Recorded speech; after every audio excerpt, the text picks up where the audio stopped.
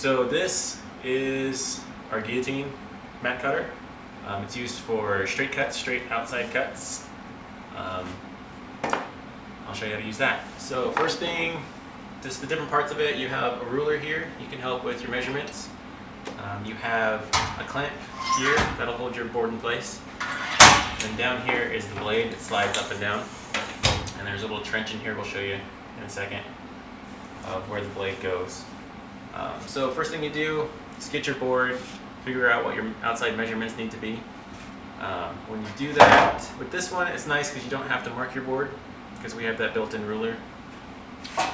So you slide it in behind the clamp, decide what your measurement's going to be, say it's 14 inches, and line it up.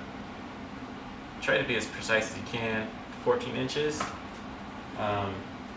Another thing you want to do is grab a scrap piece. You keep a pile over here, and you want to put this behind your board. And what that's going to do is, if you don't want fraying on the outside of your mat, you're going to stick one of these behind it so that the blade is going to fray this scrap board and it's going to leave a nice clean cut on your mat board. And what you do is, there's that trench back there, and you just want to cover that, but you also want to get a thick enough piece so that it also comes into the clamp.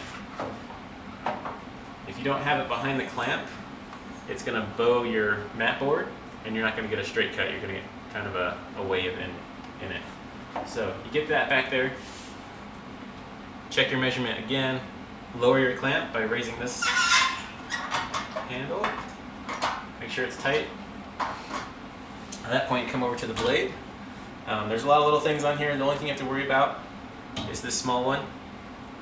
The blade is sticking out already, so in order to raise it, we need to pull the blade out, and you do that by pushing down on a little lever.